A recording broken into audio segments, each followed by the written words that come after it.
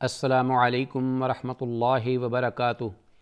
الحمدللہ الذی ہدانا لہذا وما كنا لنہتدی لولا ان ہدانا اللہ والصلاة والسلام علی من ارسل شاہدا ومبشرا ونذیرا اما بعد فاعوذ باللہ السمیع العلیم من الشیطان الرجیم من حمزہ ونفخہ ونفثہ بسم اللہ الرحمن الرحیم فبشر عباد الذین یستمعون القول فیتبعون احسنہ اولئک الذین ہداہم اللہ واولئک هم اولو الالباب۔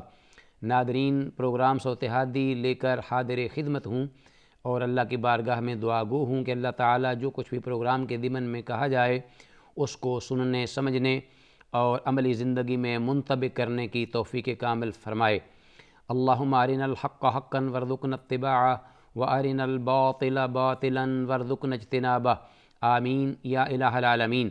آج ہماری اس نشست میں ہونے والی گفتگو کا موضوع وہ حدیث ہے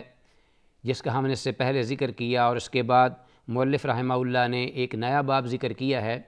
اس کا میں چاہوں گا کہ تذکرہ کروں، اور اس کے ضمن میں جو حدیث بیان ہوئی ہے انشاءاللہ وہ بیان ہوگی، اور پھر جو اس کے اندر حدیث میں مسائل اور احکامات کا ذکر ہے اس بارے میں گفتگو ہوگی۔ آتے ہیں سب سے پہلے مؤلف رحمہ اللہ نے جو باب ذکر کی ہے اس کا تذکرہ کرتے ہیں۔ جمعہ کے باب سے متعلقہ یا احکامات و مسائل سے متعلقہ یہ حدیث اور ان کا سلسلہ ہے۔ آج ہمارے پاس حدیث نمبر 495 495 ہے۔ حدیث کے راوی حضرت ابو ہریرہ رضی اللہ تعالیٰ عنہ ہیں۔ باب کے الفاظ ہیں: باب فی الساعۃ التی فی یوم الجمعہ، جمعہ کے دن ایک انتہائی قیمتی اور بڑی ہی فضیلت و اہمیت والی بابرکت ایک گھڑی ہے جس میں رب العالمین بندہ مومن کی دعا کو قبول فرماتے ہیں، رد نہیں کرتے۔ اللہ تعالی ہم سب کو توفیق دے۔ تو یہ حدیث بھی بڑی معروف ہے، جمعہ کے فضائل اور اعمال کے سلسلے میں بیان بھی کی جاتی ہے۔ ہم چاہتے ہیں کہ اس حدیث کا ذکر کرتے ہوئے آگے اس کے بارے میں کچھ گفتگو کریں۔ حضرت ابو ہریرہ رضی اللہ تعالیٰ عنہ فرماتے ہیں ان رسول اللہ صلی اللہ علیہ وسلم ذکر یوم الجمعۃ، کہ رسول اللہ صلی اللہ علیہ وسلم نے یوم الجمعہ، جمعہ کے دن کا تذکرہ فرمایا، اور یہ اس حدیث کا بھی ایک حصہ ہے جو کہ دیگر کتب سنن میں یا کتب احادیث میں حدیث قدر طوال سے آئی ہے۔ حضرت ابو ہریرہ رضی اللہ تعالیٰ عنہ سے ہی، اور جامع ترمذی میں بھی ہے، اس طرح موطا امام مالک میں بھی اس کا کچھ حصہ آیا ہے، اور شروع میں آغاز میں اس کا کچھ حصہ ہم نے پڑھا بھی تھا کہ خیر یوم طلعت فیہ الشمس یوم الجمعہ فیہ خلق آدم، یعنی اللہ کی بارگاہ میں جتنے بھی ایام ہیں جو اللہ نے پیدا کیے ہیں، ان ایام میں سب سے بہتر خیر و برکت کا دن جس دن پہ سورج طلوع ہوتا ہے وہ جمعہ کا دن ہے، اور اسی میں ہی خلق فیہ خلق آدم، آدم علیہ السلام پیدا کیے گئے، اور فیہ ادخل الجنہ، اسی دن جنت میں داخل کیے گئے، اور اسی دن ہی وفیہ اہبط منہا، اسی میں جمعہ کے دن ہی اس سے نکالے گئے۔ اور اسی طرح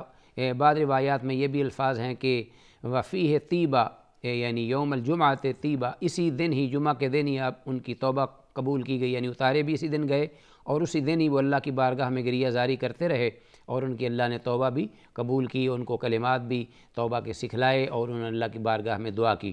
اور قبول ہوئی۔ ایک حدیث میں یہ بھی الفاظ ہیں وفیہ ماتا، اور اسی میں ہی آدم علیہ السلام جو ہیں ان کی وفات بھی ہوئی، ولا تقوم الساعۃ الا یوم الجمعہ، اور اسی میں الفاظ ہیں کہ قیامت کے دن جو قیامت ہے وہ بھی جمعہ کے دن ہی قائم ہوگی۔ موطا امام مالک میں بھی الفاظ ہیں کہ وما من دابۃ الا وہی مسیخۃ یوم الجمعہ، کہ کوئی ایسا چوپایا نہیں جو کہ جمعہ کے دن یا جمعہ کی رات، جس دن اگر صبح جمعہ ہے اس رات کو وہ اللہ کی بارگاہ میں لرزہ براندام نہ ہوتا ہو، ڈرتا نہ ہو، کوئی ایسا چوپایا نہیں ہے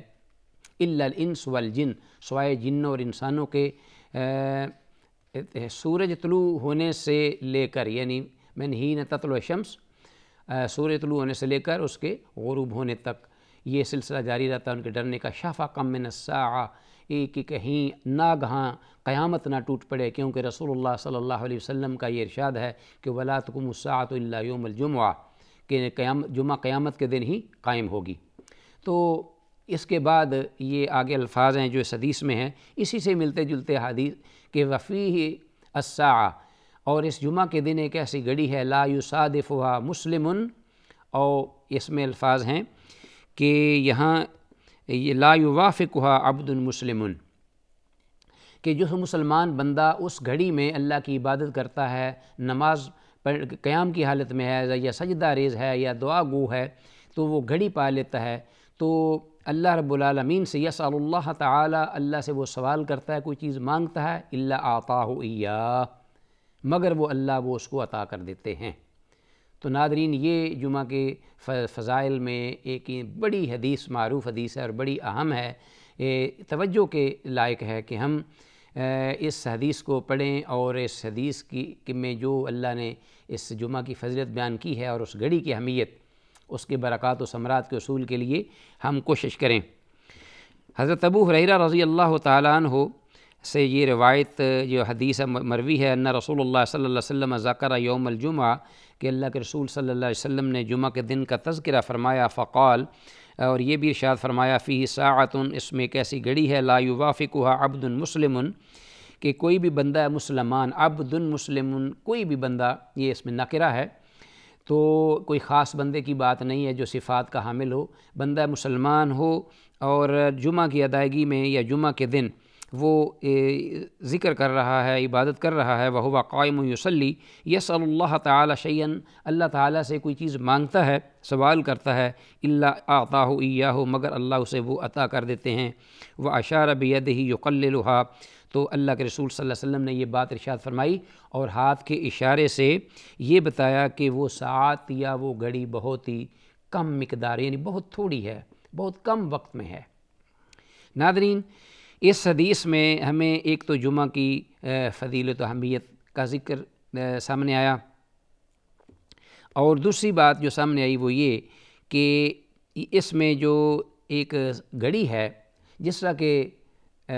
لیلۃ القدر میں بھی یہ گھڑی کا ذکر آتا ہے کہ ایسی ہے کہ جس میں کوئی بندہ مومن دعا کر رہا ہو تو اللہ اس کی قبول فرماتے ہیں۔ تو گویا اس گھڑی کا ہونا جمعہ کی فضیلت کا باعث بھی ہے، اور ایک ذریعہ بھی ہے، اور ایک دلیل بھی ہے کہ جمعہ بڑے ہی بابرکت دن اور بڑی ہی بابرکت عبادت ہے اللہ کی بارگاہ میں۔ ایک یہ بھی اس سے بات ثابت ہوئی کہ وہ گھڑی جو ہے وہ آتی ہے اور چلی جاتی ہے، وہ گھڑی کب ہے اور کس وقت ممکن ہے، سلسلے میں علماء نے مختلف اقوال بیان کیے ہیں کہ وہ کب سے کب تک ہے۔ سب سے صحیح دو قول ہیں، امام ابن القیم نے بھی اس کی طرف اشارہ کیا ہے کہ اس میں خصوصاً انسان کو چاہیے کہ وہ اہتمام کرے ذکر کا، اذکار کا۔ ایک تو وقت علماء نے یہ بیان کیا ہے، جیسا کہ اس کی تائید حضرت انس بن مالک رضی اللہ تعالیٰ عنہ سے مروی صحیح مسلم میں ایک حدیث بھی ہے کہ خطیب کے یا امام کے منبر پر بیٹھنے سے لے کر نماز کے اختتام تک یہ ایک تو گھڑی یہ ہے، اس کے درمیان وہ گھڑی آتی ہے، تو اس کے دوران انسان کو چاہیے کہ وہ اہتمام کرے ذکر اذکار کا اور دعاؤں کا اللہ کی بارگاہ میں۔ اور دوسرا قول جو صحیح ترین ہے وہ یہ ہے کہ وہ گھڑی نماز عصر سے لے کر غروب آفتاب تک کے درمیان میں کسی بھی لمحہ آتی ہے۔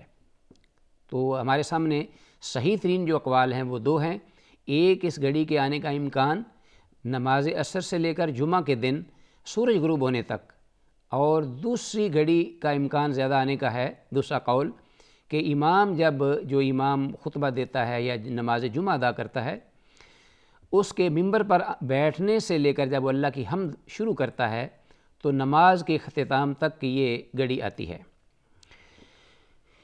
تو امام القیم رحمہ اللہ نے فرمایا کہ اس گھڑی کے لیے یہی دونوں جو وقت ہیں زیادہ موزوں اور مناسب ہیں، اس میں انسان کو چاہیے کہ وہ کثرت سے ذکر اذکار کرے، اللہ سے دعا کرے۔ ہاں، اب یہ بات تو سامنے آ گئی، اب ایک مسئلہ پیدا ہوتا ہے، وہ یہ کہ انسان اگر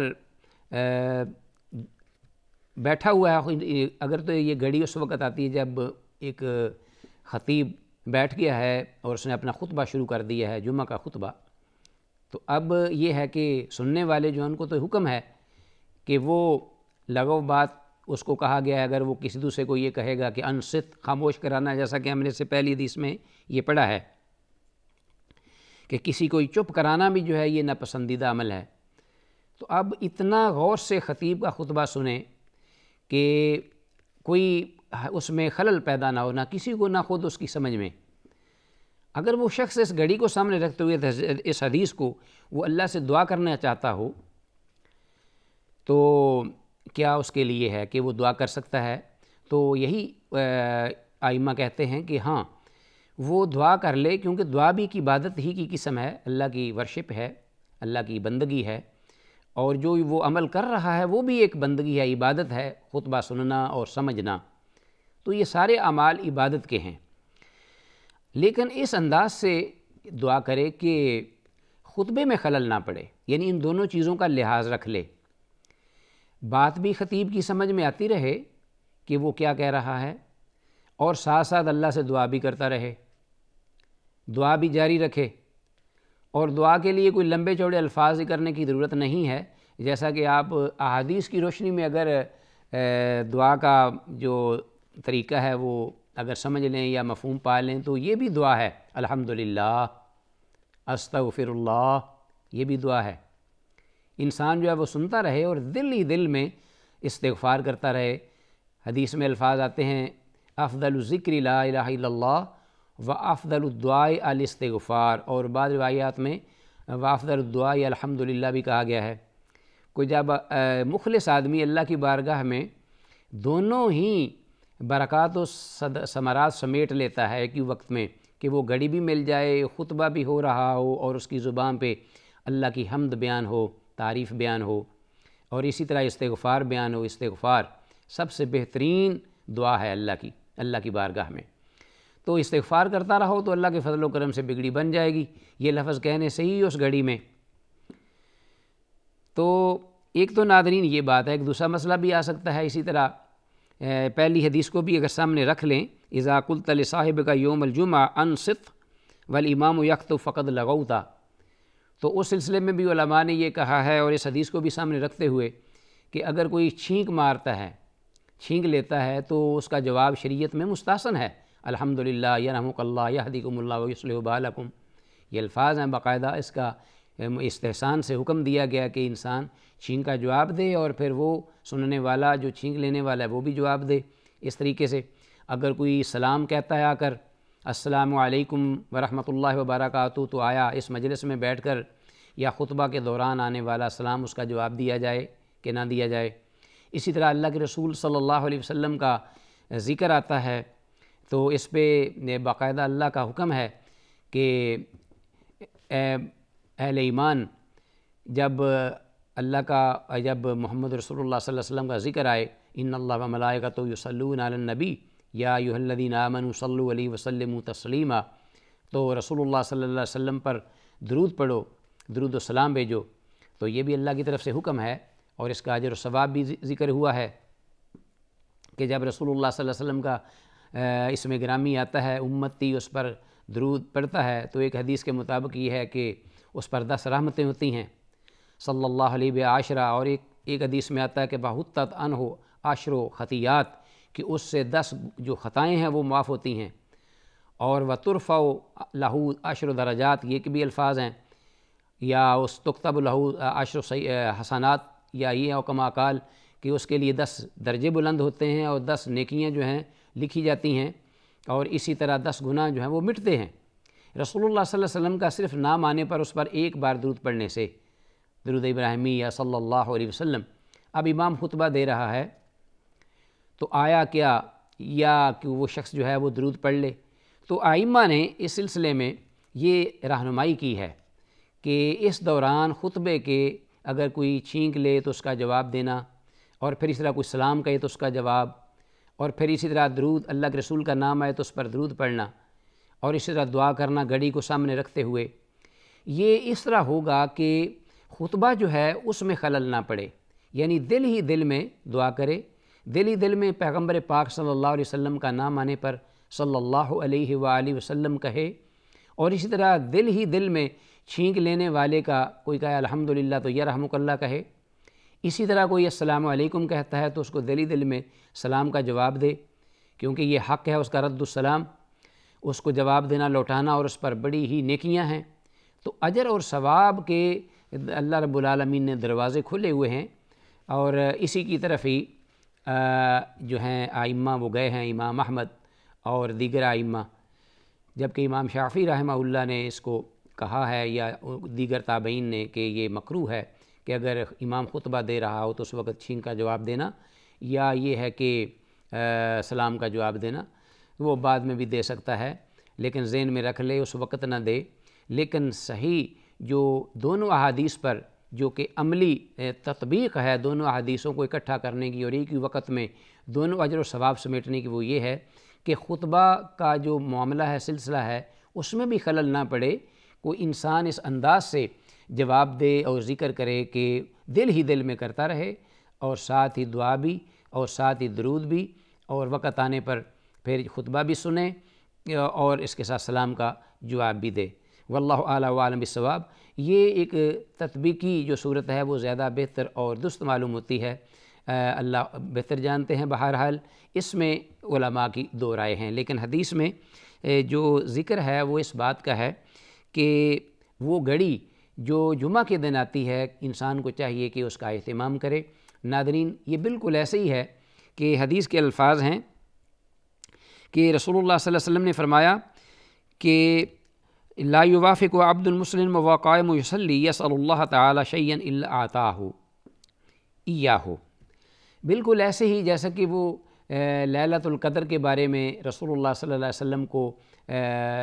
خبر دی گئی، اطلاع دی گئی، اور پھر اس کا علم اٹھا لیا گیا۔ حضرت ابو سعید خدری رضی اللہ تعالیٰ عنہ کی ایک روایت کے مطابق یہ بھی ذکر آیا ہے کہ یہ گھڑی جو ہے اس کا علم دیا تھا لیکن وہ بھلا دیا گیا، اٹھا لیا گیا۔ اس میں بھی وہی حکمت پنہاں ہے جو کہ لیلۃ القدر میں ہے کہ اس کا علم بھی اٹھا لیا گیا۔ مقصود یہ ہے کہ یہ بندہ مومن محنت کرے، اس کے حصول کے لیے عبادت و ریاضت کی ضرورت ہے، مجاہدے کی ضرورت ہے، اور من طلب شیئا جد وجد، جو بھی بندہ مومن کسی اجر و ثواب کے حصول کے لیے محنت اور تگدو کرتا ہے، اللہ رب العالمین اس کو وہ عطا کرتے ہیں۔ والذین جاہدوا فینا لنہدینہم سبلنا وان اللہ لمع المحسنین۔ اسی لیے اللہ رب العالمین نے یہ حکم دیا ہے کہ اس کی تلاش کیجیے، ذکر کیجیے زیادہ سے زیادہ، اور رسول اللہ صلی اللہ علیہ وسلم نے فرمایا کہ واشار بیدہ یقللھا، اس کی وہ ساعت بہت ہی تھوڑی ہے۔ مطلب یہ کہ کوئی چیز قیمتی ہو تو ظاہر ہے کہ اس کے حصول میں بھی ذرا محنت اور کوشش کرنی پڑتی ہے، اور اس کا وقت بھی بہت کم ہوتا ہے، ملتا ہے، بڑی جلدی وقت ختم ہو جاتا ہے، اس کی اہمیت زیادہ ہوتی ہے۔ تو اس کے تھوڑا وقت میں آنے اور جلدی آ کر گزر جانے کی طرف اشارہ ہے، یقللھا، تو بہت زیادہ مجاہدے کی، عبادت و ریاضت کی ضرورت ہے۔ تو اسی لیے کہا جاتا ہے کہ گل شاخ میں پھل آنے سے پہلے خار آتے ہیں، کہ پھول کو توڑنے کے لیے کچھ کانٹے جو ہیں وہ تو انگلی میں چبھتے ہی ہیں، لیکن بہرحال الحمدللہ مقصود حل ہو جاتا ہے۔ اللہ تعالیٰ کی بارگاہ میں دعا ہے کہ اللہ تعالیٰ جو کچھ کہا سنا ہے اس کو سمجھنے اور اس پر عمل کرنے کی توفیق دے۔ السلام علیکم ورحمۃ اللہ وبرکاتہ۔